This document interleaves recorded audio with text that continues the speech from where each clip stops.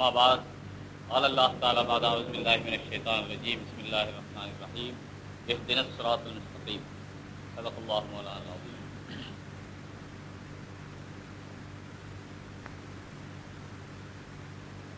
பெருமதிப்பிற்குரிய இந்த சிறப்பு மிகு விழாவின் தலைவர் அவர்களே, இங்கு நான் சொல்ல விரும்புவது ஒரு சில கருத்துக்களை. ஒன்று மதசார்பின்மை, இன்னொன்று மதரசாக்கள். இன்றைய நாட்டினுடைய நிலை, இங்கிருக்கிற யாருக்கும் நல்லிணக்கம் புதிதாக போதிக்கப்பட வேண்டிய அவசியமே இல்லை. இங்கு முஸ்லிம்களோ அல்லது பெருமதத்தாரோ தங்களை மாற்று மதத்தார் என்று கருதியதே இல்லை.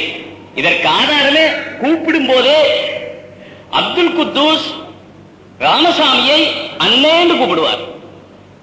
ஒரு தாய் மக்கள், அண்ணன் தம்பிங்கிறதுக்கு அர்த்தம் என்ன? ஒரு தாய் மக்கள்.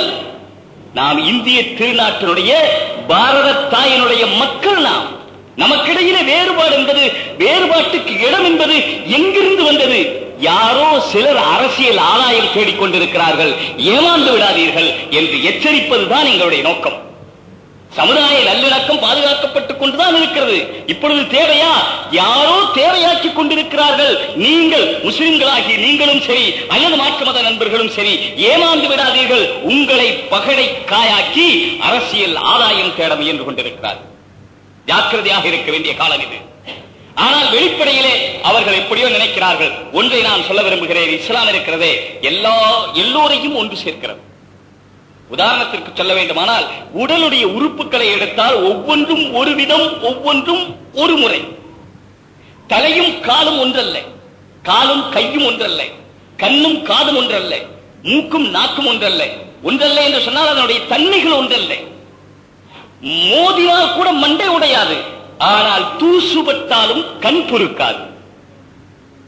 மரத்திலே மோதினாலும் மண்டை உடையாது, ஆனால் கண்ணோ ஒரு தூசுபட்டால் கூட பொறுக்காது. ஆண்டவன் அமைத்திருப்பதும் அப்படித்தான். எனவே ஆண்டவனுக்கு நன்றி சொல்ல வேண்டும். கண்ணை இந்த இடத்தை தவிர, இந்த அமைப்பை தவிர வேறொரு இடத்திலே அமைத்திருந்தால் நம்மால் வாழ்ந்திருக்கவே முடியாது. தாயினுடைய வயிற்றுக்குள்ளே வைத்து வல்லவி அவன் எப்படிப்பட்டவன் தெரியுமா? உங்களுடைய தாய்க்குள்ளே, தாயினுடைய வயிற்றுக்குள்ளே வைத்து ஜாலலக்கும் ஸராவல் அப்சாரவல் அஃபீதத லஅல்லக்கும் தஷ்குரூன் அல்லதி அஹ்ரஜக்கும் மின் புதூனி உம்மஹாத்திக்கும் லா தஅலமூன ஷையன் வஜ்ஜாலலக்கும் ஸராவல் அப்சாரவல் அஃபீதா.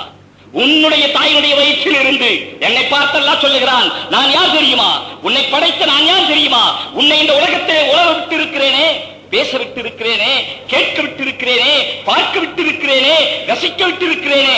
அப்படிப்பட்ட உன்னை படைத்த நான் யார் தெரியுமா? அஹ்ரஜக்கும், உன்னுடைய தாயினுடைய வயிற்றிலிருந்து உன்னை நான் வெளியேற்றினேன். எந்த நிலையில்? நீ உனக்கு ஒன்றுமே தெரியாது. அந்த நிலையில் நான் வெளியேற்றினேன். அஹ்ரஜக்கும். விமானத்திலே சென்று கொண்டிருந்த பெண்ணுக்கு குழந்தை பிறக்கிறதே, என்ன காரணம்? விமானத்திலே பயணம் செய்து கொண்டிருக்கிற பெண்ணுக்கு பிரசவம். பக்கத்திலே யாரோ ஒரு டாக்டர் இருந்தால் ரொம்ப சௌரியமாய் போய்விட்டது. விமானத்திலே சாதாரணமாக 7 மாதத்திற்கு பிறகு அதை பயணம் செய்யவே அனுமதிப்பதில்லை. அப்படியே அனுமதித்தாலும் டாக்டர் டெஸ்ட் எல்லாம் முடிந்துதான் அனுமதிக்கிறார்கள். டாக்டர் சொல்லுகிறார், இவருக்கு இப்பொழுது குழந்தை பிறக்காது, குழந்தை பிறப்பதற்கு இன்னும் சில மாதங்கள். ஆனால் அவர் பேசும்போது எனக்கு ஒரு ஞாபகம் வந்தது. 8.5 மாசத்திலே பிறக்க முடியுமா? குறைந்த அளவு எவ்வளவு பிறக்க முடியும் என்று டாக்டர் இடத்திலே கேளுங்கள். கூடுதல் காலம் எவ்வளவு இருக்க முடியும் என்று டாக்டர் இடத்திலே கேளுங்கள். இது சம்பந்தப்பட்ட பிரச்சனை அல்ல என்றாலும் கூட ஞாபகம் வந்து விட்டதால் சொல்லுகிறேன். 10 மாதம் என்பது சாதாரணமாக பொது நியதி பிறக்கிறது. ஆனால் குழந்தை எவ்வளவு காலத்தில் பிறக்கலாம்? குறைந்தபட்ச அளவு என்ன? குழந்தை எத்தனை குறைந்த மாத அளவு, அதற்கு என்ன? எத்தனை மாதத்தில் பிறந்தால் குழந்தை உயிரோடு இருக்க முடியும்? கூடுதல் காலம் எவ்வளவு இருக்க முடியும்? இன்றும் டாக்டர் இடத்திலே கேட்டால் தெளிவாக எந்த கருத்தையும் சொல்ல மாட்டார்கள். யாருக்காவது தெரிந்தால் எனக்கு தெரியப்படுத்துங்கள். ஒன்றுமே இல்லை. வக்கீல் சைசாய் எங்களுக்கெல்லாம் வழிகாட்டியாக இருக்கிறார்கள். அவர்கள் மூலமாக எனக்கு தெரியப்படுத்துங்கள். ஆனால் இன்று வரை எந்த டாக்டரும் தெளிவாக சொன்னதாக எனக்கு தெரியவில்லை. அது கூடுதலா பிறக்கலாம், குறைவா பிறக்கலாம். சாதாரணமா பாருங்க, நேரம் போய் நான் பேச ஆரம்பிச்சால வேற வேற விஷயம் ஞாபகத்துக்கு வந்துடும். பல்லு எத்தனை இருக்கு வாய்க்குள்ள? நம்ம வாய்க்குள்ள இருக்கிற பல்லு எத்தனை சொல்லுங்களேன். நீங்க தான் 32. இப்போ உங்களுக்கு 32 இருக்கா? யாராவது ஊர்ஜிதமா சொல்ல முடியுமா 32 இருக்கு? உங்களுக்கு 32 இருக்கு. இவரை கொஞ்சம் டெஸ்ட் பண்ணுங்க. பல்ல 32 பொதுவா இருக்கிறது இல்லை. 28 சாதாரணம், 30, 29, 30 18 வயசுக்கு பிறகு ஒரு அறிவு பல்லு முளைக்குதுன்னு சொல்றாங்க. எல்லாருக்கும் முளைச்சிட்டா அப்படி? அப்ப முளைங்காதவங்களுக்கு அறிவு இல்லையா? இப்படி ஒரு கேள்வி தானே வரும். சரி, இப்படியே நான் பார்த்துட்டு கடைசியா ஒரு டாக்டர் இடத்துல கோயம்புத்தூருக்கு போயிருந்தேன். அப்போ ஒரு டாக்டர் இடத்துல போய் அவர் ரொம்ப சகஜமா பேசினார். வேறொருத்தருக்காக, என்னுடைய தாயாருக்காக போயிருந்தோம் பல்லு கட்டுறதுக்காக. அப்ப டாக்டர் ரொம்ப சகஜமா பேசினார். பேசினது உடனே என் இடத்துல சொன்னார், உங்களை நான் பார்த்திருக்கிறேன்னு சொன்னார். கோயம்புத்தூர் டாக்டர் திண்டுக்கல்ல இருக்கிற கீரனூருக்கு சொந்தக்காரனான என்னை அவர் எப்படி பார்த்தான்னு கேட்டேன். பல்லப்பட்டியில ஒரு கல்யாணத்துக்கு வந்திருந்தேன், அங்க நீங்க பேசினீங்க, எனக்கு ஞாபகம் இருக்குன்னு சொன்னார். சரின்னு சகஜமா பேசினதுனால அவர்கிட்ட கேட்டேன். எல்லா டாக்டர்கிட்ட எப்போ சகஜமா பேச முடியாது. அவர்கிட்ட கேட்டேன், சார் ஒரு சின்ன சந்தேகம், என்ன வாயில பல்லு எத்தனை இருக்கு ஒவ்வொருத்தருக்குன்னு கேட்டேன். சொன்னாரு, அது 28, 26 26 கூட இருக்கும், 28 இருக்கும், 30 இருக்கும், சில பேருக்கு 32 இருக்கும். அப்ப எல்லாருக்கும் 32 அப்படி இல்லை, அப்படி சொல்ல முடியாது. சரி, இது என்ன பெரிய சொல்லிட்டாருன்னு சொல்லிட்டு நான் கேட்டேன், நீங்க கட்டணா எத்தனை கட்டுவீங்க சார்னு கேட்டேன். பல்லு கட்டணா 32 தானே கட்டணும், 32 தானே இருக்கணும், அதெல்லாம் 32 தானே கட்டுவீங்க, அப்ப கட்டணா எத்தனை கட்டுவீங்க? அப்ப சொன்னாரு, உள்ள அளந்து எவ்வளவுக்கு இடம் இருக்குதோ அவ்வளவு கட்டுவோம்னு சொன்னார். அத்தனை எண்ணிக்கை கட்டுவோம் சொன்னார். பல் எத்தனை என்று கூட நமக்கு தெரியாது. 32 வரை இருக்கலாம். குரங்குக்கு 36 இருக்கலாம், குரங்குக்கு 36. இதே போல முதலைக்கு 6 தடவை பல் விழுந்து முளைக்கிறதா சொல்லுகிறார்கள். இருக்கலாம். இறைவனுடைய நியதியை நாம் என்ன கண்டோம்? நாம் சொல்லுகிறோம், இறைவனை புரிந்து கொள்ளுங்கள், இறைவனுடைய நீதிக்குட்பட்டு வாழுங்கள். எனவே இஸ்லாம் என்பது உலகத்திலே வந்தது இருக்கிறது, உலக மனித சமுதாயத்தை ஒன்றுபடுத்த வந்ததை தவிர பிரிக்குமானால் அது இஸ்லாம் அல்ல, சேர்க்குமானால் அது இஸ்லாம். பிரிக்குமானால் அது எந்த நாட்டிலே இருந்தாலும் சரி, எந்த தேசத்திலே இருந்தாலும் சரி, அது எந்த காலத்திலே இருந்தாலும் சரி, 2 பேரை பிரித்தால் கூட இஸ்லாம் அல்ல. ஒரு நாட்டையே பிரித்தால் அது இஸ்லாமா? அந்த நாட்டையே பிரித்தால் அவர்கள் முஸ்லிம்களா? நிச்சயமாக அவர்கள் முஸ்லிம்கள் அல்ல. நான் அதற்கு உதாரணம் சொல்ல வந்தேன். இந்த உடலை, தலையினுடைய சுபாவம் வேறு, கண்ணுடைய சுபாவம் வேறு, பல்லுடைய சுபாவம் வேறு, கை விரலுடைய சுபாவம் வேறு, ஒவ்வொன்றுடைய சுபாவம் வேறு. சாதாரணமாக சுபாவத்தை விளங்குவதற்காக எல்லோருக்கும் தெரியும் என்றாலும் சொல்லுகிறேன். உடலிலே தண்ணீர் தேங்கி இருக்கிறதானால் ஒன்றும் செய்வதில்லை. ஆனால் தலை கடினமான ஒன்று, அதிலே தண்ணீர் தேங்கினால் சளி பிடித்துக் கொள்கிறது என்று சொல்லுகிறார். இது கடினமானதாயிற்று, ஆனால் கடினம் தண்ணீரை தாங்காது, இலகுவானது தண்ணீரை தாங்கும். உடலுடைய ஒவ்வொரு பொருளும் வெவ்வேறு விதம், ஆனால் எல்லா உறுப்புகளும் ஒன்றோடொன்று எப்பொழுதுமே ஒத்துழைத்துக் கொண்டிருக்கிறது. நான் பகல் முழுவதும் பேசியிருக்கிறேன், இன்று பகல் முழுவதும் பேசியிருக்கிறேன், இரவு 12 மணிக்கு நான் படுக்கிறேன். போய் படுக்கும் பொழுது கடுமையான வயிற்று வலி, ஆகையினாலே எனக்கு வயிற்று வலி வந்த உடனே நான் டாக்டரிடத்திலே போக வேண்டும் என்று சொல்லும் பொழுது என்னுடைய கால் சொல்லுமா, நான் நடக்க மாட்டேன், இன்று முழுவதும் நான் மிக அதிகமாக நடந்து விட்டேன் என்று கால் சொல்லுமா? நான் டாக்டரிடத்திலே போக மாட்டேன் என்று உடல் சொல்லுமா? நான் முழுவதும் பகல் முழுவதும் பேசியிருக்கிறேன், எனவே நான் டாக்டரிடத்திலே போய் வயிறு வலிக்கிறது என்று பேச முடியாது என்று நாக்கு சொல்லுமா? என்னுடைய ஜேபிலே கைவிட்டு காசு எடுத்து கொடுக்க முடியாது என்று கை சொல்லுமா? இல்லை. வயிறு வலித்தால் உடல் அத்தனையும் சேர்ந்து ஒத்துழைக்கும். பகலெல்லாம் அவன் பெரும் பிரயாசையோடு பெரிய பெரிய வேலைகளை செய்திருந்தாலும் கூட, அவன் அழுத்து போயிருந்தாலும் கூட, சலித்து போயிருந்தாலும் கூட, களைத்து போயிருந்தாலும் கூட, அவனுக்கு வயிறு லேசாக வலித்த உடனே டாக்டரிடத்திலே போக வேண்டும் என்ற அவசியம் வந்தால் கால் நடக்கும், கண் பார்க்கும், நாக்கு பேசும், கை நீளும், பிறகு மருந்தை வாங்கும், அதற்கு தேவையான அத்தனை காரியத்தையும் உடல் முழுவதும் ஒன்றாக சேர்ந்து செய்யும். எந்த உறுப்பும் ஒரு உறுப்புக்கு மாறு செய்யாது, ஒத்துழைக்க, இணங்கி நடக்க மறுக்காது என்பது எப்படி நமக்கு தெரியுமோ, அதே போல இந்த உலகத்திலே மனிதர்களாக பிறந்த அவ்வளவு பேரையும் ஒன்று சேர்க்க வந்தது இஸ்லாம். எதை கொண்டு ஒன்று சேர்க்கிறது? அதுதான் இங்கே கேள்வி. உடலுடைய உறுப்புகள் எல்லாம் ஒன்று சேர்கிறது. எதை கொண்டு ஒன்று சேர்கிறது? உயிர் இருக்கிற காரணத்தினாலே ஒன்று சேர்கிறது. உயிர் போய்விட்டால் நமக்கு பக்கத்திலே சாதாரணமாக போய்கொண்டிருக்கிறோம் தெருவில் ஒரு அசுத்தமான நாய், சாதாரண நாயா இருந்தா கூட நாயின்னு சொல்லுவோம், அந்த நாய் நம்ம மேல வந்து உரசனா, அதுவும் அசுத்தமான நாய் நம்ம மேல வந்து உரசனா, பார்த்து கொண்டு சும்மா இருப்போமா? காலால ஒரு உதவி பார்ப்போம், அல்லது அடிக்க பார்ப்போம், அல்லது துரத்த பார்ப்போம், ஏதாவது செய்வோம். ஆனால் இவன் செத்து கிடக்கிறான், ஒரு தனி இடத்திலே, யாரும் பார்க்காத இடத்திலே செத்து கிடக்கிறான். ஒரு நாய் வந்தது. நாய் வந்த உடனே ஒரு உயரமான இடமாக இவனுடைய தலையை பார்த்துச்சு, செத்தவனுடைய தலையை. நாய் உயரமான இடத்தை, கொஞ்சம் உயரமான இடத்தை பார்த்தா உடனே அதுக்கு சிறுநீர் கழிக்க தோணும். அதுக்கு கேட்கணும், சிறுநீர் ஏன் கழிக்க தெரியல, அது ஆண்டவன் ஏற்படுத்தின ஒரு நியதி. இப்ப இவனுடைய தலையிலேயே சிறுநீர் கழித்தது, அது இவனுடைய வாயிலேயே படுகிறது. செத்து கிடக்கிறவனுடைய வாயிலே உயிரோடு இருக்கிற நாயினுடைய சிறுநீர் படுகிறது. இவனுடைய கை தடுக்குமா? கால் உதைக்குமா?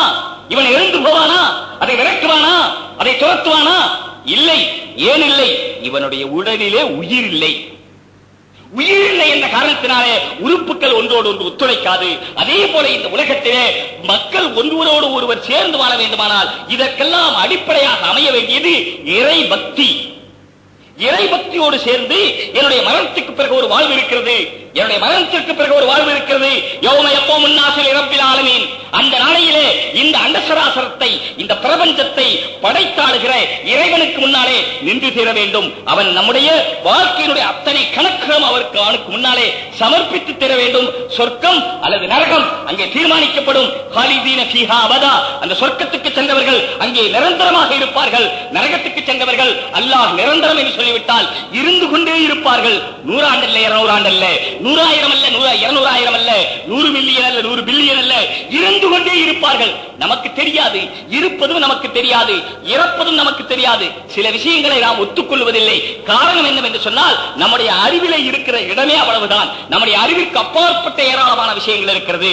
நான் இடையே அந்த விஷயத்தை விட்டுவிட்டேன். எத்தனை மாதத்திலே பிறக்க முடியும் என்று கேட்டால் குறைந்த அளவு எத்தனை மாதம் இதுவரை யாரும் சரியாக சொல்லவில்லை. அதற்குத்தான் சொல்ல வந்தேன், பல்லை கூட சரியாக சொல்ல முடியவில்லை. நம்முடைய எங்களுடைய இஸ்லாமிய அறிஞர்கள் அல்லாஹ் ஆண்டவன் அவர்களுக்கு கொடுத்த மதியூகத்தின் காரணத்தினாலே வேதத்தின் மூலமாக, வேத சித்தாந்தத்தின் மூலமாக, மானசீகமாக இறைவன் அவர்களுக்கு அளித்த அந்த அறிவு என்ற நன்கொடையின் மூலமாக அவர்கள் சொல்லி இருக்கிறார்கள், குறைந்த அளவு குழந்தை 6 மாதத்திலே பிறக்க முடியும். 6 மாதத்திலே பிறந்த குழந்தை உயிரோடு இருக்க முடியும். கூடுதல் அளவு எவ்வளவு இருக்க முடியும்? கூடுதல் அளவு இப்ப சாதாரண 10 மாசத்துக்கு மேல 10 நாள் ஆயிட்டாலும் 20 நாள் ஆயிட்டாலும் 30 நாள் ஆயிட்டாலும் டாக்டர் போட உடனே அதை ஆபரேஷன் பண்ணணும்னு சொல்லுவாங்க. ஆபரேஷன் பண்றது மட்டுமல்ல, அதுல இருக்கிற தண்ணி சுருங்கி போச்சு, இப்ப குழந்தை அதுல ஒட்டி போயிருக்கு, நீ செத்து போயிருவே, உடனே ஆபரேஷன் பண்ணு. இன்றைக்கு மருத்துவம் மட்டுமல்ல, சாதாரண வியாபாரம் கூட சூதாட்டமாகிவிட்டது. ஒரு கொசுபத்தி முகத்தை பளபளப்பை ஏற்படுத்துவான். கொசுபத்தி கொசுவை சாகடிக்கிறதோடு நம்மையும் சிறுக சிறுக சாகடிக்கும். இதுதான் உண்மை. ஆனால் அவர் விளம்பரம் செய்கிறார், கொசுபத்தி உங்களுக்கு கொசுவையும் போக்கும், உங்களுடைய முகத்தை பளபளப்பையும் ஏற்படுத்தும். கொசுபத்தி வாங்கி வச்சுக்கிறோம்.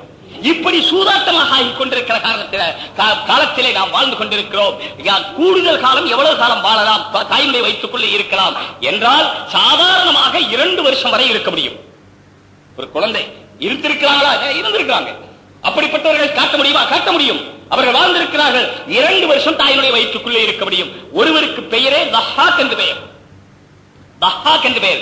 லஹாக் என்று சொன்னால் அதிகம் சிரிப்பவர் என்று அர்த்தம். என்ன அர்த்தம்? பிறக்கும் போதே சிரித்துக் கொண்டே பிறந்தாராம். காரணம், அவர் தாயினுடைய வயிற்றிலே 2 ஆண்டு காலத்துக்கு அதிகமாக இருந்து பிறந்தவர். அதனால அவருக்கு பெயரே லஹாக். இருக்க முடியுமா? இருக்க முடியும். அதனால வைக்கணுங்கிற அவசியம் இல்லை. இப்ப வச்சு பார்க்கவே இல்லை, சோதிக்கவே இல்லை. அந்த காலத்தில் அப்படி நடந்திருக்கிறது. இதை இஸ்லாமிய அறிஞர்கள் சொல்லி இருக்கிறார்கள். இதே போல ஒவ்வொரு விஷயத்திலும் மரணத்திற்கு பின்னாலே வாழ்கிற வாழ்க்கை பற்றி என்ன சொல்லுகிறீர்கள்? நிச்சயமாக வாழ்க்கை இருக்கிறது. நண்பர்களே, பெரியவர்களே, மரணம் எப்படி நிச்சயமோ, மரணிக்காமல் இருக்க முடியாதோ, அதே போல மரணத்திற்கு பிறகு இருக்கிற வாழ்க்கையும் நிச்சயம். யாருக்காவது சந்தேகமா இருந்தால் ஒரு தடவை மரணித்து பாருங்கள். ஆனால் கண்டவர் விண்டிலர், விண்டவர் கண்டிலர். யார் மரணத்திற்கு பிறகு தங்களுடைய வாழ்க்கையை அனுபவித்துக் கொண்டிருக்கிறார்களோ அவர்கள் வந்து சொல்லுவதில்லை. இவளையெல்லாம் நம்ம பெரிய பெரிய பிரசங்கங்கள், சொற்பொழிவுகள் ஆற்றுவதை விட அந்த மரணத்திற்கு பிறகு அங்கே சென்று விட்டாரே அவர் இங்க வந்து ஒரே ஒரு நிமிஷம் சொன்னா போதும், எல்லாருக்கும் உணர்வு உண்டு. ஆனால் அவர் வருவதில்லை. கண்டவர் விண்டிலர். விண்டவர் சொல்லிக் கொண்டிருப்பவர் கண்டிலர், காணவில்லை. கண்டால் சொல்ல முடியாது, சொன்னால் காண முடியாது. அப்படி ஒரு வாழ்க்கை இருக்கிறது என்ற அடிப்படையின் மீது இந்த அகிலத்தையே ஒன்று சேர்த்து வைத்திருக்கிறது. பூமியில் இருக்கிற அவ்வளவு சொத்துக்களையும் அவ்வளவு பொருள்களையும் நீங்கள் சேர்த்தாலும் அவர்களுடைய இதயங்களை இணைக்க முடியாது. இதயங்களை இஸ்லாம் இறைபக்தியை கொண்டு இணைத்திருக்கிறது. எந்த அடிப்படையில்? இந்தியாவையும் இணைத்திருக்கிறது, பாரதத்தையும் இணைத்திருக்கிறது. இந்தியாவிலே பிறந்த முஸ்லிம்கள் இந்தியாவை தங்களுடைய சொந்த நாடாக கருதுகிறார்கள். முஸ்லிம்கள் ஆண்டார்கள் 1000 வருஷமா ஏறக்குறைய அவர் முன்னாலே, அதாவது ஜங்கீஸ் கான் இந்த நாட்டுக்கு படையெடுத்து வந்த காலத்திலிருந்து கணக்கு பார்த்தால் அப்பொழுது வந்தவர்கள் எல்லாம், 1000 வந்தவர்கள் எல்லாம் இங்கே ஆட்சி நடத்தவில்லை, கொள்ளையடித்துக் கொண்டு போய்விட்டார்கள். முஸ்லிம் மன்னர்களும் இருக்கிறார்கள், கொள்ளையடித்துக் கொண்டு போய்விட்டார்கள். நாட்டை ஆண்டவர்கள் 700 ஆண்டு காலம் ஆண்டிருக்கலாம். ஆனால் அதற்கு முன்னாலே இங்கே வந்திருக்கிறார்கள். இஸ்லாம் இந்தியா மிகப்பெரிய மிகப்பெரிய வளமிக்க நாடாக அங்கு மட்டும் இருந்ததல்ல, இன்றைக்கும் கூட இருக்கிறது. ஆனால் அந்த பங்கீட்டிலே ஏற்பட்டிருக்கிற சொதப்பல்களின் காரணத்தினாலே சில பேரிடத்திலே கோடி கோடியாக குவிந்திருக்கிறது. சில பேர் அன்றைய சொத்துக்கு கூட அல்லாடி கொண்டிருக்கிறார்கள். இது பங்கீட்டிலே ஏற்பட்ட மோசடியின் காரணமாக நிகழ்ந்த நிகழ்வேந்தி. ஆண்டவன் கொடுத்த, ஆண்டவன் பூமியிலே உற்பத்தி செய்வதிலே எந்த குறையும் இல்லை. 10 ஆண்டுகளுக்கு முன்பு இந்த பூமி என்ன விளைச்சல் கொடுத்தது, இப்பொழுது என்ன விளைச்சல் கொண்டிருக்கிறது? நிச்சயமாக எங்கே மக்கள் தொகை கூடுகிறதோ அங்கே விளைச்சல் நிச்சயமாக கூடியிருக்கிறது. உலக கணக்கெடுப்பு என்னிடத்தில் எழுதி வைக்கப்பட்டிருக்கிறது. தினமணியிலே வந்த குறிப்பு, உலக கணக்கெடுப்பின்படி ஒவ்வொரு ஆண்டுக்கும் உற்பத்தி பெருகிக் கொண்டேதான் இருக்கிறது. ஆனால் அந்த உற்பத்தியை பங்கீட்டிலே ஏற்படுகிற துரோகங்களின் காரணத்தினாலே, மோசடிகளின் காரணத்தினாலே இதுவெல்லாம் ஏற்பட்டுக் கொண்டிருக்கிறது. இதே போல கடலிலே ஆண்டவன் எவ்வளவு உண்ணுவதற்கு ஏற்ற எவ்வளவு மீன்களை, மச்சங்களை ஆண்டவன் படைத்துக் கொண்டே இருக்கிறான். அதுவெல்லாம் மனித சமுதாயத்துக்கு உற்பத்தி தானே. எவ்வளவு கலோரி மனிதனுக்கு வேண்டுமோ அத்தனையும் உலகத்திலே எத்தனை கோடி பேரோ அத்தனை கோடி பேருக்கும் தேவையான கலோரியை ஆண்டவன் தினமும் உற்பத்தி செய்து கொண்டுதான் இருக்கிறான். எனவே இந்தியாவை இணைக்க வேண்டுமா, இந்த உலகத்தை இணைக்க வேண்டுமா? இறைபக்தியோடு உலகமே, ஈமானோடு இஸ்லாம் இணைத்து வைத்திருக்கிறது, இந்தியாவையும் இணைத்து வைத்திருக்கிறது. வேறுபாடு மாறுபாடு என்பது நம்மிடத்திலே இல்லை. உலகத்தை, இந்த இந்திய நாட்டை யார் வேண்டுமானாலும் ஆண்டிருக்கலாம். ஆனால் இன்றைக்கு சுதந்திரத்துக்கு பிறகு, சுதந்திரத்துக்காக முஸ்லிம்கள் பாடுபட்டார்கள் என்று சொல்லித் தெரிய வேண்டிய அவசியம் இல்லை. மகாத்மா காந்தியோடு தோளோடு தோள் நின்று செயல்பட்டவர்கள், இன்னும் சொல்ல போனால் அவர்களோடு அவர்களுக்கு ஆலோசனை கொடுத்தவர்களே முஸ்லிம்களே பிரதானமான அங்கத்தினர் இருக்கிறார்கள் என்பதை வரலாறை வாசித்தவர்கள் என்றைக்குமே மறுத்ததும் இல்லை, மறுக்க முடிந்ததும் இல்லை.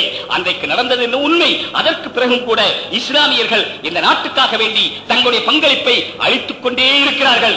அழித்துக் கொண்டல்ல, அழித்துக் கொண்டே இருக்கிறார்கள். ஆனால் இன்றைக்கு முஸ்லிம்களும் சரி, முஸ்லிம்களிலே பெரும்பகுதியானவர்களும் சரி, அதே போல எங்களை போன்று மார்க்க கல்வி கற்றவர்கள் அரசியலை விட்டு ஒதுக்கி இருக்கிறோம் என்பதற்கு காரணம் அரசியல் அநாகரிகத்தை சகிக்க முடியவில்லை என்பதுதான் காரணமே தவிர அரசியல் வேண்டாம் என்பதில்லை.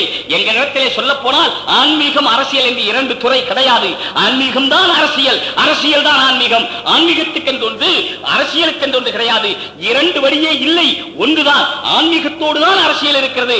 இன்று ஆன்மீகத்தை யாரோ வேண்டுமென்றே மிக பெரும் துரோகமாக ஆன்மீகத்தை தனிமைப்படுத்தி விட்டார்கள். உலமாக்கள் தனி, மதரசாக்கள் தனி, படித்த கல்வி பக்திவான்கள் தனி. உங்களுடைய பிரசங்கங்களை மசூதிகளோடு வைத்துக் கொள்ளுங்கள் என்று சொல்லுகிறார்கள். இல்லை, நாம் சொல்லுகிறோம், இன்று நேர்மையை நிலைநாட்டுவதற்கு என்றைக்கு நேர்மை குடியோண்டி புதைக்கப்படுகிறதோ, அதற்காக திட்டங்கள் தீட்டப்படுகிறதோ, நண்பர்களே, சகோதரர்களே, பொதுஜனங்கள் சகோதரத்துவத்தோடு இருந்து கொண்டிருக்கிறார்கள். ஆனால் தலையிலே அமர்ந்திருக்கக்கூடிய சிலர் திட்டம் தீட்டிக் கொண்டிருக்கிறார்கள். இந்த தேசிய நீரோட்டத்திலே கலக்க வேண்டும் என்று சொல்கிறார்கள். தேசிய நீரோட்டம் என்பது வேறு, மத உணர்வு என்பது ஒன்று இருக்கிறதே, அது தேசிய நீரோட்டத்தோடு எப்படி கலக்க முடியும்? நீங்கள் உங்களுடைய மதத்திலே பற்றோடு இருக்க வேண்டும். அவர்கள் இந்துக்களானாலும் சரி, கிறிஸ்தவர்களானாலும் சரி, உங்களுக்கு ஒரு மதம் இருக்கிறது. நீங்களே ஒரு முறையில் ஆண்டவனை துதிக்கிறீர்கள், அதிலே நீங்கள் நிலையாக நில்லுங்கள். ஆனால் அடுத்தவர்களை தடுத்து நிறுத்த முயற்சி செய்யாதீர்கள். அப்படி தடுத்து நிறுத்த முயற்சி செய்தால், நாங்கள் முஸ்லிம்கள் சொல்லுவதல்ல, பகவத்கீதையும் அதைத்தான் சொல்லுகிறது, ராமாயணம் அதைத்தான் சொல்லுகிறது. யார் துரோகத்திற்கு ஒத்துழைப்பார்களோ அவர்கள் ஒடுக்கப்பட்டு போவார்கள், அவர்கள் அழிக்கப்பட்டு போவார்கள், அவர்கள் நசுக்கப்பட்டு போவார்கள். நான் சொல்ல வேண்டியதில்லை. இன்னும் ஒரு மசூதி பிரச்சனை, ஒரே ஒரு மசூதி 1949 இருந்து அது பிரச்சனையாகிக் கொண்டே இருக்கிறது. 1582 கட்டப்பட்டது. அதற்கு பிறகு 49 இருந்து அங்கே தொழுவதற்கு அவர் நபர் இல்லை. உண்மை ஒத்துக்கொள்கிறோம். அதனாலே அது நீண்ட காலம் தொழுகப்படாமல் இருந்தது. உண்மை ஒத்துக்கொள்கிறோம். அதற்குள்ளே ராமர் சிலை வைக்கப்பட்டது. சரி, ஏற்றுக்கொள்கிறோம். இங்கு அதை எடுத்துவிட்டு கோயிலை கட்டுங்கள். நான் என்னை பொறுத்தவரை சொல்லுவேன், பாபரி மஸ்ஜித் கமிட்டிக்கும் சொல்லுவேன், தாராளமாக கோயில் கட்டிக் கொள்ளுங்கள். ஆனால் கேள்வி என்ன தெரியுமா? இந்த நாட்டிலே முஸ்லிம்கள் இருக்கக்கூடாது என்பதற்கு பாபர் மசூதியை இழுத்ததை அடையாள சின்னமாக நீங்கள் சொல்கிறீர்களே, ஆனால் அந்த இடத்தை விட்டுக் கொடுக்க முடியாது. எங்கள் உயிரை நாங்கள் விடாதவரை இதிலே நாங்கள் நிலைத்திருப்போம். கேள்வி என்ன? இங்கே நாங்கள் தான் இருப்போம். நாங்கள் இந்து என்ற பெயராலே எல்லா மதத்தையும் ஒன்று, எல்லா நபர்களையும் ஒன்று சேர்த்து உங்களை ஒடுக்கி விடுவோம் என்று 1% அல்லது 2% உள்ளவர்கள் நினைத்துக் கொண்டு ஒரு சூது, ஒரு துரோக மனப்பான்மையோடு செயல்பட்டுக் கொண்டிருக்கிறார்கள் என்பதை தெளிவாக பல விஷயங்கள் புரிந்து கொள்ள முடிகிறது. அதை பின் நாளைக்கு ஆதிக்கம் அவருடைய கையிலே தெளிவாக, இன்றைக்கு தெளிவாக வரவில்லை, இந்நாளைக்கு அவர்களுடைய கையிலே ஆதிக்கம் தெளிவாக வந்துவிட்டால், நான் ஒளிவு மறைவாகத்தான் சொல்லுகிறேன். தெளிவாக என்பதற்கு என்ன அர்த்தம் என்பது உங்களுக்கு தெரியும். ஆட்சி முழுவதுமாக அரசியல் சாசனத்தை மாற்றக்கூடிய நிலையில் ஆட்சி இழுத்து விட்டால் இன்றைக்கே அரசியல் சாசனத்தை மாற்றுவதற்காக குழு அமைக்கப்பட்டிருக்கிறது. அந்த குழு என்ன செய்யும் என்று தெரியாது. இன்றைக்கு அதைத்தான் சொல்ல வந்தேன். சுதந்திரத்துக்கு பிறகு 3-4 ஆண்டுகள் நல்ல சமயோஜித புத்தி உள்ளவர்கள் அம்பேத்கருடனே இணைந்து, அதிலே முஸ்லிம்களும் இருந்தார்கள், இந்துக்களும் இருந்தார்கள், எல்லா மதத்தவர்களும் இருந்தார்கள். இந்த நாட்டுக்கு எப்படிப்பட்ட அரசியல் சாசனம் தேவை? பிரிட்டிஷ் அரசியல் சாசனமா, அல்லது அமெரிக்க அரசியல் சாசனமா, அல்லது இந்தோனேசிய அரசியல் சாசனமா, அல்லது சிங்கப்பூர் அரசியல் சாசனமா? இந்த சாசனங்களை எல்லாம் அறிந்தவர்கள் அதிலே மேதைகள் உட்கார்ந்து ஆராய் செய்து இந்த நாட்டுக்கு மதசார்பின்மை அரசாங்கம் தான் தேவை. என்ன அர்த்தம்? யார் எந்த மதத்தில் வேண்டுமானாலும் இருந்து கொள்ளலாம். அரசியல் சாசனத்துடைய 25வது விதி 26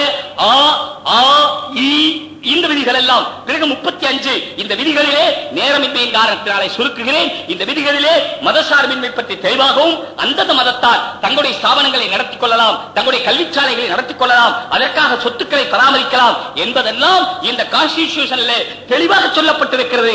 ஆனால் இதையெல்லாம் மறுதளித்துவிட்டு ஊடகங்களின் வாயிலாக, மீடியாக்களின் வாயிலாக வெவ்வேறு விதமான செய்திகளை கொடுத்து, இது செய்தி முதலிலே பேசியவர் சொன்னாரே அதுபோல இப்படி இருக்கலாமோ, சும்மாவது ஒருவரை அவர் அங்கே ஒளிந்திருக்கிறார் அப்படின்னு பெயர் போட்டு ஒளிந்திருக்கிறார் என்று கருதுகிறார்கள், உள்ளிருக்கும் கருதுகிறார்கள்.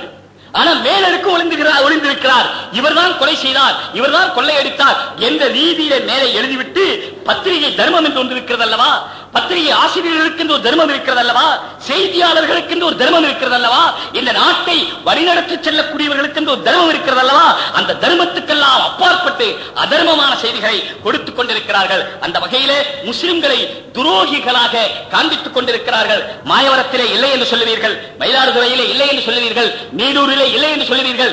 நீங்கள் சொல்லுவதற்கு முன்னாலே இங்கே இல்லை என்பதை நாங்கள் புரிந்திருக்கிறோம். ஆனால் சொல்ல வருகிறோம், உங்களை எல்லாம் ஒன்று சேர்த்து ஒரு சக்தியாக இணைத்து மாற்று மதத்தாரை, குறிப்பாக முஸ்லிம்களை தீவிரவாதிகள் என்று அடையாளம் காட்டி அவர்களை அழித்துவிட்டு ஒரு கலாச்சாரத்தை மட்டும் இந்த தேசிய நீரோட்டத்திலே கலக்க வைக்க முடியும் என்று நம்புகிறார்கள்.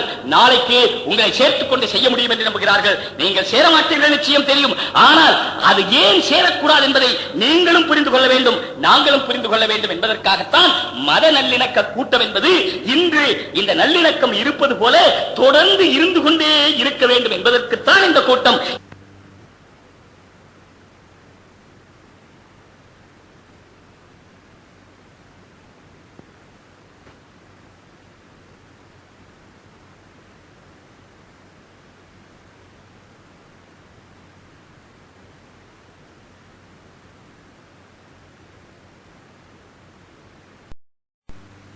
ஆனால் அது ஏன் சேரக்கூடாது என்பதை நீங்களும் புரிந்து கொள்ள வேண்டும், நாங்களும் புரிந்து கொள்ள வேண்டும் என்பதற்காகத்தான் மத நல்லிணக்க கூட்டம் என்பது இன்று இந்த நல்லிணக்கம் இருப்பது போல தொடர்ந்து இருந்து கொண்டே இருக்க வேண்டும் என்பதற்குத்தான் இந்த கூட்டம். இப்பொழுது இருக்கிறதா இல்லையா என்ற கேள்வி இல்லை, இருக்கிறது, நிச்சயமாக இருக்கிறது. இதை பாதுகாக்க வேண்டும் என்பதற்குத்தான் இந்த கூட்டம்.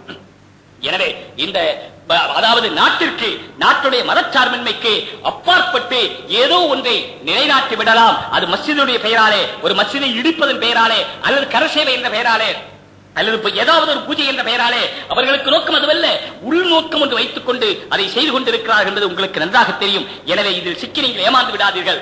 இன்னொன்றும் நான் சொல்ல விரும்புவேன், தெளிவாக புரிந்து கொள்ள வேண்டும். நாளைக்கு ஆட்சி கையில வந்துவிட்டால் அவர்கள் இந்துக்களை கூட தங்கள் வசம் வைத்திருக்க மாட்டார்கள், தலித்துக்கள் என்று சொல்லி கட்டாயமாக ஒதுக்கி விடுவார்கள். உங்களையும் அவர்கள் வைத்திருக்க போவதில்லை.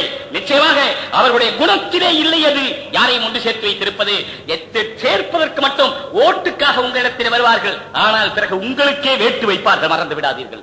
எனவே ஜாக்கிரதையாக இருக்க வேண்டும் என்பதுதான் எங்களுடைய குறிக்கோள், இந்த சமய நல்லிணக்க மாநாட்டினுடைய குறிக்கோள் என்பதை கூறிக்கொண்டு, எனவே மதசார்பின்மையை அரசியல் சாசனத்தின்படி உங்களுக்கும் எங்களுக்கும் சுதந்திரத்துக்கு பிறகு நாம் இந்த நாட்டில் எப்படி வாழ்கிறோம், உடன்படிக்கை செய்து கொண்டு வாழ்கிறோம். இந்த நாட்டிலே நாங்கள் எங்கள் மதத்திலே இருப்போம், நீங்கள் உங்கள் மதத்திலே இருப்பீர்கள், அவர்கள் மதத்திலே இருப்பார்கள். எப்படி முஹம்மது ரசூலுல்லாஹ் எங்களுடைய நபியான முஹம்மது சுலஹ் ஹுதைபிய்யா என்ற பெயரிலே ஹிஜ்ரி 6 உடன்படிக்கை செய்து கொண்டார்களோ, அதே போல இந்த நாட்டிலே பிறந்த அவ்வளவு பேரும் இந்த நாட்டிலே பிறந்த அவ்வளவு பேரும் இன்று நீங்கள் உங்களுடைய மதத்திலே, நான் என்னுடைய மதத்திலே, அவர் அவருடைய மதத்திலே, புத்தர் புத்த மதத்திலே, ஜெயினர் ஜெயின மதத்திலே, யார் எந்த மதத்திலே இருக்கிறார்களோ அவர்கள் தங்கள் மதத்திலே பூரண சுதந்திரத்தோடு இருந்து கொள்ளலாம் என்ற உடன்படிக்கையில் வாழ்ந்து கொண்டிருக்கிறோம். நான் உங்களை தீண்ட மாட்டேன், நீங்கள் என்னை தீண்டக்கூடாது. நான் உங்களை குறை சொல்ல மாட்டேன், நீங்கள் என்னை குறை சொல்லக்கூடாது. மாறாக உங்கள் வழிபாட்டுக்கு நான் ஒத்துழைப்பு கொடுப்பேன், என் வழிபாட்டுக்கு நீங்கள் ஒத்துழைப்பு கொடுப்பீர்கள். யாரும் யாரையும் இடையூறு செய்ய மாட்டோம் என்பது நம்முடைய கொள்கை இல்லையா? அரசியல் சாசனம் இல்லையா? அரசியல் சாசனம் தந்த உரிமை இல்லையா?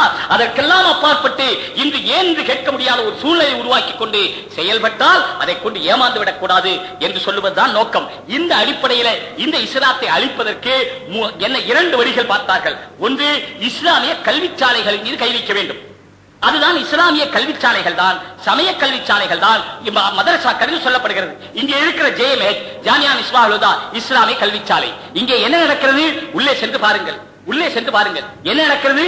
அங்கே 24 மணி நேரம் அங்கே வைக்கப்படுகிறார்கள். இங்க மதரசாக்கள் எல்லாம் சாதாரணமாக வந்து போகிற, காலையில வந்து மாலையில போகிற அல்லது இடைவெளி லஞ்சுக்காக இடைவெளி கொடுக்கிற மதரசாக்களாக இருக்காது. உணவு அங்கே, உறைவிடம் அங்கே, தூங்குவது அங்கே, இருப்பது அங்கே, 24 மணி நேரம் அங்கேயே இருப்பார்கள். அங்கே அவர்களுடைய 5 நேர தொழுகை முதல் கொண்டு எல்லா காரியங்களிலும் எப்படி குருகுலங்களிலே அந்த காலத்திலே சொல்லிக் கொடுக்கப்பட்டதோ அதுபோல, அதாவது மார்க்க அறிவுடனே மார்க்க செயலும் அவர்களுக்கு போதிக்கப்படுகிறது.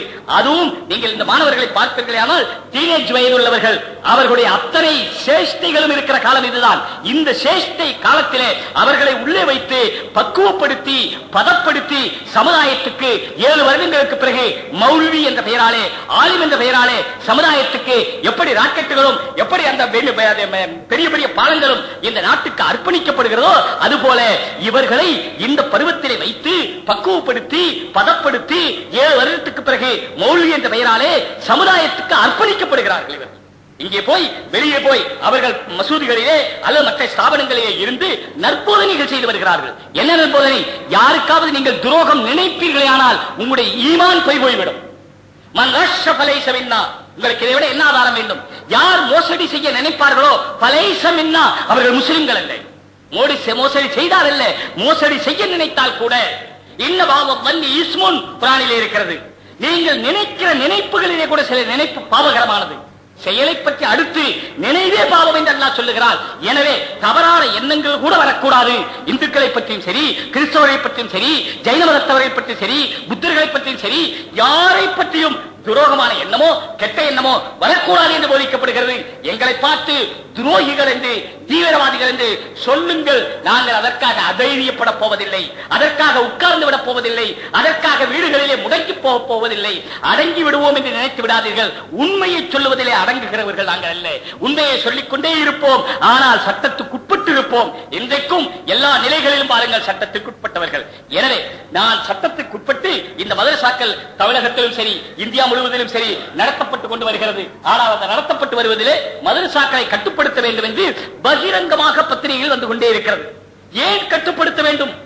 குதிரை சேஷ்டை செய்தால் கட்டுப்படுத்துங்கள், யானைக்கு மதம் பிடித்தால் கட்டுப்படுத்துங்கள். ஒழுங்காக போய்க் கொண்டிருக்கிற ஒரு மாட்டுக்கு அந்த தார் குச்சி என்று சொல்வார்கள், அந்த குச்சியை வைத்து ஏன் குத்துகிறீர்கள்? மாடு ஒழுங்காகத்தானே போய் கொண்டிருக்கிறது. எந்த மதரசாவிலே துரோகத்தை பார்த்தீர்கள்? எந்த மதரசாவிலே தீவிரவாதத்தை பார்த்தீர்கள்? ஒரு மதரசாவை உங்களால் அடையாளம் காட்ட முடியுமா? அந்த மதரசா அனுமதி எங்காவது நடந்திருக்கலாம். அது யாராவது ஒரு பையன் தவறு செய்திருக்கலாம். எப்படி நேற்று கூட அங்கே பேசும்போது சொன்னார்கள், நானும் லால்பேட்டை மதரசாவிலே ஓதியவன். அங்கே அமானி ஹஜ்ரத் என்ற ஒரு பெரிய மேதை இருந்தார். அவர் சொல்லும் போது சொன்னார், மதரசா பையன் திருடி விட்டானே என்று பெரியவர்களிடத்தில் போய் சொன்னார்கள். என்ன ஹஜ்ரத் என்று கூப்பிடுகிற பழக்கம்? அது உங்க மதரசா மாணவன் திருடி விட்டானே, திருடிட்டான். அப்ப அதை சொன்னா மாணவன் திருட மாட்டான், மதரசா மாணவன் திருட மாட்டான், திருட மாணவன் ஆயிட்டாங்க. வந்து இங்க வந்து தவறை பழக மாட்டான். இதே போல பாகிஸ்தான் எல்லையிலே உள்ள மதரசாக்கள், ராஜஸ்தானிலே, அதே போல பஞ்சாபிலே இருக்கிற பல மதரசாக்கள் சோதனையிடப்பட்டிருக்கின்றன.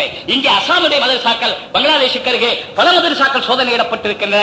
அவர்கள் கொடுத்த அறிக்கைகள் எல்லாம் நான் எழுதி வைத்து இருக்கிறேன். நீங்களும் பார்த்திருப்பீர்கள்.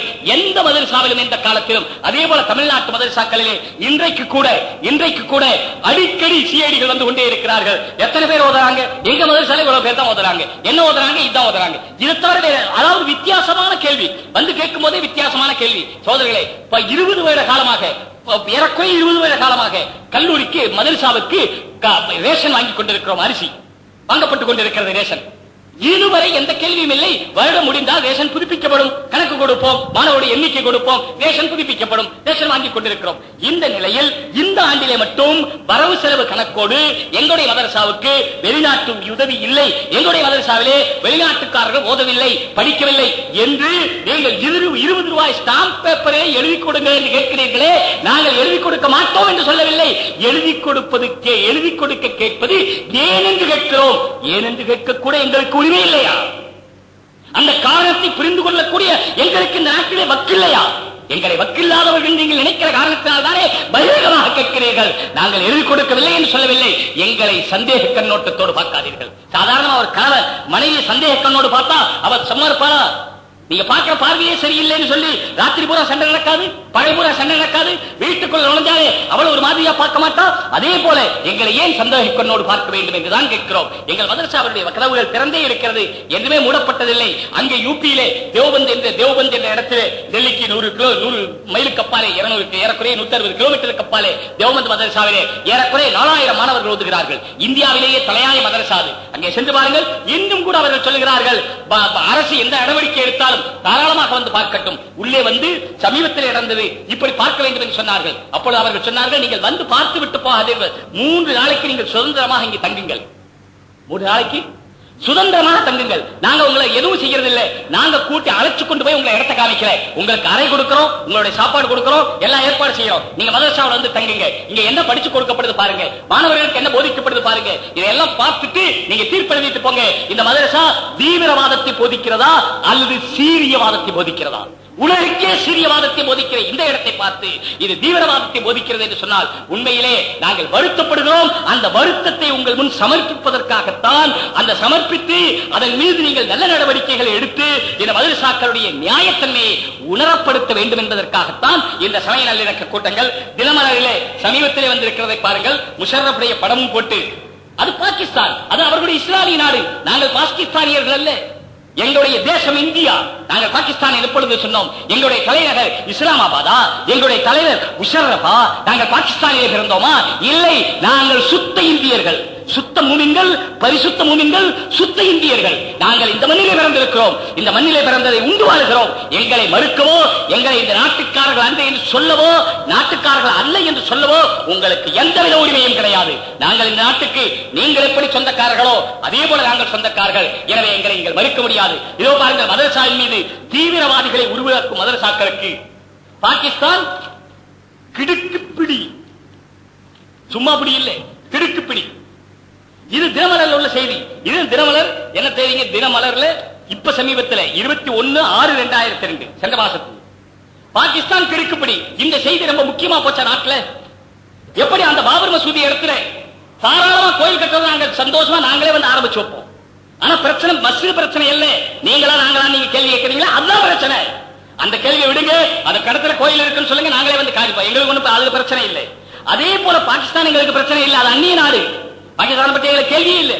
அதே போல இந்த இது இருக்கிறத, இந்த வாதம் இருக்கிறத, இதை நீங்கள் எழுதுவது மதரசாக்களை, இந்தியாவில் இருக்கிற மதரசாக்களையும் இங்கே தீவிரவாதிகள் உருவாக்கப்படுகிறார்கள் என்று நீங்கள் மக்களுக்கு, இந்திய மக்களுக்கு, தமிழக மக்களுக்கு எடுத்து வைக்கிறீர்கள். இதை நாங்கள் ஆட்சேபிக்கிறோம் என்று சொல்கிறோம்.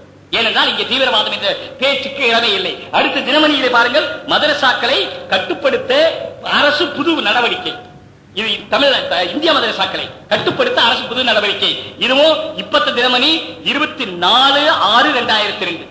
இதே போல பல பத்திரிகைகள் தொடர்ந்து வந்து கொண்டிருக்கு. இந்தியன் எக்ஸ்பிரஸ் உடைய கட்டிங் சென்டருக்கு இந்த மதரசாக்கள் தான் டெரரிசத்தை உண்டு பண்ணுகிறது என்று தொடர்ந்து வந்த கட்டுரைகள், ஆங்கிலத்தில் வந்த கட்டுரைகள், அதனுடைய மொழிபெயர்ப்புகள் இடத்திலே இருக்கின்றன. நாங்கள் என்ன கேட்கிறோம்? இந்த மதரசாக்கள் தீவிரவாதத்தை எப்பொழுது போதித்தது, என்று போதித்தது? நீங்கள் எங்காவது அடையாளம் காட்ட முடியுமா? ஒரு இடத்தை காட்டிக் கொடுங்கள். மதரசா அங்கீகரித்து அங்கே யாராவது ஒரு மாணவன் தகாத செயல் செய்தான் என்று நீங்கள் நிரூபித்தால் எங்களுடைய மதரசாக்களை நாங்கள் அழைத்து விடுகிறோம். நிரூபியுங்கள். ஒரே ஒரு மதரசாவிலே நடந்திருக்கலாம். எப்படி தனி மனித தவறுகள், ஒரு மாணவன் தவறு செய்திருக்கலாம், ஒரு மாணவன் ஏதாவது தீவிரவாதத்துக்கு ஆதரவு கொடுத்திருக்கலாம், ஒரு மாணவன் தீவிரவாத பேச்சுக்கு ஆதரவாக பேசியிருக்கலாம். அது அவருடைய தனிப்பட்ட வேலை. அப்படி எங்களுக்கு தெரிந்தால், மதரசாவினுடைய நிர்வாகிகளுக்கு தெரிந்தால் கேளுங்கள், தலைவரத்தை கேளுங்கள், வக்கீல் சயீத் சாப் அவர்களை கேளுங்கள். அவர்களுக்கு தெரிந்தால் உடனே அந்த மாணவனை மதரசாவை விட்டு நீக்கி விடுவார்கள். எங்களுக்கு மதரசாவில் இந்த மாணவனை நீக்குவது என்பது ஒரு அதாவது அவருடைய தவறு என்று தெரிந்தால் உடனே நீக்குவோம். எங்களுடைய மதரசா மாணவர்கள் அவர்களுடைய செயல்தான் எங்களுக்கு முக்கியம் தவிர மாணவருடைய எண்ணிக்கை முக்கியம் அல்ல. அதே போல அப்படி நீக்கினால் மற்ற இடங்களில் இருந்தால் அங்கே பெரிய பெரிய ஸ்ட்ரைக்குகள் நடக்கும். மாணவர்கள் சேர்ந்து கொண்டு ஆசிரியர்களை கிலோ செய்வார்கள், புரொஃபசர்களை கிலோ செய்வார்கள். ஆனால் எங்கள் மதரசாவை நீக்கிறார். அப்படி எதுவும் செய்ய முடியாது. அப்படி நாங்கள் கட்டுப்படுத்தி வைத்திருக்கிறோம்.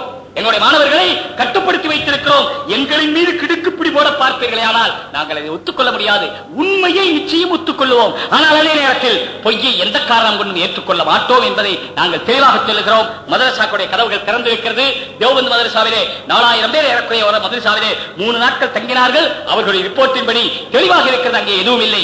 ராஜஸ்தான் மதரசாவிலே பல அதிகாரிகள் உள்ளே சென்று பார்த்து வந்து அவர்கள் அங்கே உண்மைக்கு புறம்பான, நேர்மைக்கு புறம்பான கல்வியை தவிர, கல்விக்கு தகுந்த செயல்களை தவிர எதுவும் போதிக்கப்படவில்லை என்று தெளிவாக அறிக்கை கொடுத்திருக்கிறார்கள். இதே போல எல்லா மாநிலங்களிலும் மதரசாக்கள் கண்காணிக்கப்பட்டு வருகிறது.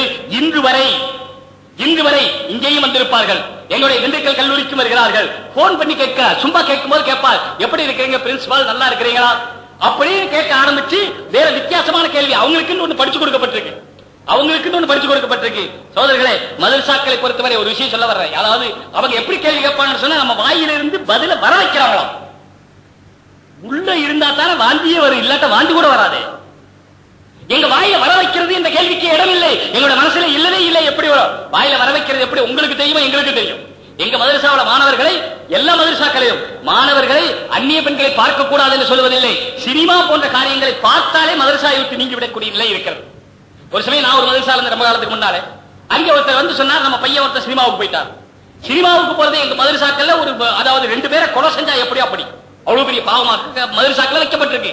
வெளியே போய் பார்த்துக்குவாங்களா இருக்கு, அது வேற விஷயம். அவங்களை போய் என்ன செய்ய முடியும்? ஆனால் மதரசாவுக்குள்ளே இருக்கும் பொழுது எந்த தவறும் நடக்காது. சினிமா பார்ப்பது முதல் கொண்டு டிவிங்கிற பேச்சுக்கு இடமே இல்லை. இப்ப பையன் போயிட்டு வந்துட்டார். எதுக்கு சொல்ல வர்றேன்? சிஐடியும் ரகசிய போலீஸும் ரகசிய உளவாளிகளும் எங்க வாயிலிருந்து வர வைக்கிறாங்களா? வாயிலிருந்து உண்மை பேச்சு வந்தாலும் வந்துச்சு, வாந்தி வந்தாலும் வந்துச்சு. அதுக்கு தான் உதாரணம் சொல்ல வர்றேன். இந்த பையன் போயிட்டாருன்னு சொன்னார். ஒருத்தவன் தகவல் சொன்னார். நான் வெளியே தான் படுத்திருந்தேன். நான் சொன்னேன், நீ பாத்துக்கிட்டே இருங்க, எந்த நேரத்துக்கு அந்த பையன் உள்ள வர்றானோ என்னிடத்துல வந்து சொல்லுங்க அப்படின்னு சொல்லி வச்சிருந்தேன். ராத்திரி 1 மணி 1:30 மணிக்கு வந்து சொன்னாரு, இந்த பையன் வந்துட்டான். நான் போனேன். அப்பதான் ஒரு டப்பா எடுத்து, அவன் யூரின் பாஸ் பண்றதுக்கு தண்ணி எடுத்துட்டு போவாங்கல்ல, டப்பா எடுத்து அந்த தண்ணி பிடிச்சு கொண்டு இருக்கிறான். நான் அங்க போயிட்டேன். அவனும் பனியோட இருக்கிறான். ஏன்னா இந்த சட்டை போட்டு சினிமா கொட்டையில போய் நிக்க முடியாது. அதனால வெறும் பனியோட இருக்கிறான். அந்த தண்ணி பிடிச்சுக்கிட்டு இருக்கான் டப்பால. நான் போனேன். இப்ப போய் அவன்கிட்ட போய் என்ன கேட்கணும்? இவன் சினிமா பார்த்தானா இல்லையான்னு கண்டுபிடிக்கணுமே. என்ன கேட்கணும்? சிஐடிக்கு என்ன கேட்க தெரியுமா? அதுவா எங்களுக்கும் கொஞ்சம் கொஞ்சமாவும் தெரியும். நான் போய் அவன் கைய பிடிச்ச, இது எத்தனையாவது தடவை என்ன? இதுதான் முதல் தடவை என்ன? சரி விட்டு கேட்டதே இப்படி கேட்டேன். எப்படி போலீஸ்காரு லைசன்ஸ் இருக்கா, பாஸ்போர்ட் இருக்கா, வந்தியா அதே நெருங்கி உண்மையிலான நடுங்குவதில்லை. அவன் சினிமா பார்க்காதவனா இருந்தா, நான் படுத்து தூங்கிட்டு இப்பதான் 1க்கு போறேன், என்ன வந்து எத்தனையாவது தடவைன்னு கேட்டா, இப்பதான் முதல் தடவை 1க்கு போறேன். நான் எத்தனையாவது தடவைன்னு தான் கேட்டேன். அவன் இதுதான் முதல் தடவை தான். இது போல போனிலே கேட்கிறார்கள், நேரிலே வந்து கேட்கிறார்கள். நான் முடிக்கிறேன் என்னுடைய பேச்சை, ஆனால் இங்குதான் முடிக்கிறேன். நாளை தஞ்சையில பிறகு தொடர்ந்து நான் உயிருள்ளவரை உண்மை பேசிக்கொண்டே இருப்போம். பொய்யுக்கு எப்பொழுதுமே சாதகமாக இருந்ததாக எங்களுடைய முஸ்லிம்களுக்கு வரலாறு இருந்திருக்க முடியாது. அப்படி இருந்தால் அவர்களுடைய தனிப்பட்ட தவறாக இருக்கவே தவிர சமுதாயத்தால் அங்கீகரிக்கப்பட்ட தவறில்லை. எனவே மதரசாக்களை இதுவரை பார்த்த யாராவது, நான் அரசிடத்திலே, இந்திய அரசிடத்திலே இந்த கோரிக்கை வைக்கிறேன். அதே போல ஒரு சின்ன பிரசுரம் எழுதி எல்லோருக்கும் கொடுக்க இருக்கிறோம். இப்பொழுதுதான் எழுதப்பட்டிருக்கிறது. மதரசாக்களின் உண்மை நிலவரம் என்ன என்பதை நேரம் இல்லை என்பதால் படிக்கவில்லை. இந்த மதரசாக்களை இதுவரை நீங்கள் பார்த்தீர்களே, உங்களுடைய ரகசிய உளவாளிகள் சென்றார்களே, உங்களுக்கு அறிக்கைகள் சமர்ப்பித்திருக்கிறார்களே, இந்த அறிக்கைகளின்படி எல்லாம் உங்களுக்கு இதுவரை இந்த மதரசாவுடைய தீவிரவாதம் இருக்கிறது என்று ஒரு ரிப்போர்ட்டாவது உங்களுக்கு கிடைத்திருக்கிறதா? காட்டுங்கள். அந்த மதரசாவை வைத்து மற்ற மதரசாக்களை ஆய்வு செய்து மதரசாக்களை இழுத்து மூடிவிடலாம். ஆனால் உண்மைக்கு புறம்பாக நீங்கள் சட்டம் இயற்றிய இந்த மதரசாக்களின் கதவுகளை இழுத்து மூடிவிட்ட காரணத்தினால் இஸ்லாமிய கல்விக்கு கதவு போட முடியாது. இஸ்லாமிய கல்வியை தடுத்து நிறுத்த முடியாது. கதவை மூடலாமே தவிர கல்வியின் வாசலை மூட முடியாது என்பதை நான் பகிரங்கமாக தெரிந்து கொண்டு, நண்பர்களே, பெரியவர்களே, நமக்கு இருக்கிற நம்மிடையே இருக்கிற நல்லிணக்கம் தொடர வேண்டும், தொடர்ந்து கொண்டே இருக்க வேண்டும். எதுவரை உலகம் இருக்கிற வரை தொடர்ந்து இருக்க வேண்டும். அதற்கு முன்ஜாக்கிரதையான நடவடிக்கைகளை நாம் எடுத்துக்கொள்ள வேண்டும். யாருக்கும் உள்ளே நுழைய, சந்து பொந்துகளிலே வந்து சேர, அவர்களுடைய சுய ஆதாயம் தேட நீங்கள் அனுமதிக்க கூடாது என்று உங்களை மட்டுமல்ல, இந்தியாவிலே இருக்கிற அவ்வளவு பேருக்கு முன்னாலும் இந்த கோரிக்கை கூட்டம் இவ்வளவுதான் இருக்கலாம். ஆனால் இந்த பேச்சு மானசீகமாக இந்தியா முழுவதும் போய் சேருவது என்பதிலே எனக்கு இறையின் மீது நம்பிக்கை இருக்கிறது. இறைவன் கொண்டு சேர்க்க வேண்டும். என்னையும் நல்லவர்கள் கூட்டத்தில் சேர்க்க வேண்டும், எல்லோரையும் நல்லவர்கள் கூட்டத்தில் சேர்க்க வேண்டும். இறுதி வரை நம்முடைய உறவு தொடர்ந்து நல்லிணக்கத்தோடு நீடித்துக் கொண்டே இருக்க வேண்டும் என்று கேட்டுக்கொண்டு, சொன்னதை விட 15 நிமிடம் நீங்கள் பொறுமையாக கேட்ட காரணத்தினால் நானே உங்களுடைய அனுமதி இல்லாமல் கூட்டிக் கொண்டேன் என்பதை தெரிவித்துக் கொண்டு இத்துடன் முடித்துக் கொள்கிறேன். இந்த நல்ல சந்தர்ப்பத்தை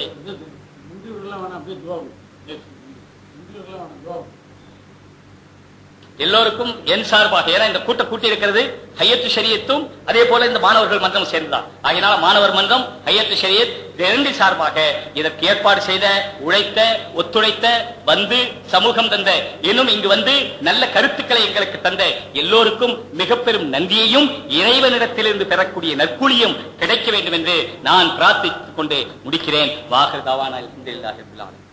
ரப்பனா லக்கல் ஹம்து வலக்க ஷுக்ரு. அல்லாஹும்ம ஸல்லி அலா ஸய்யிதினா முஹம்மதின் வ அலா ஆலிஹி வஸல்லம் வஸல்லிம் அலைஹி. ரப்பனா ظلمنا انفسنا وان لم تغفر لنا وترحمنا لنكونن من الخاسرين. اللهم انا نسالك من خير ما سالك من حبيبك سيدنا محمد صلى الله عليه وسلم ونعوذ بك من شر ما استعاذك من حبيبك سيدنا محمد صلى الله عليه وسلم.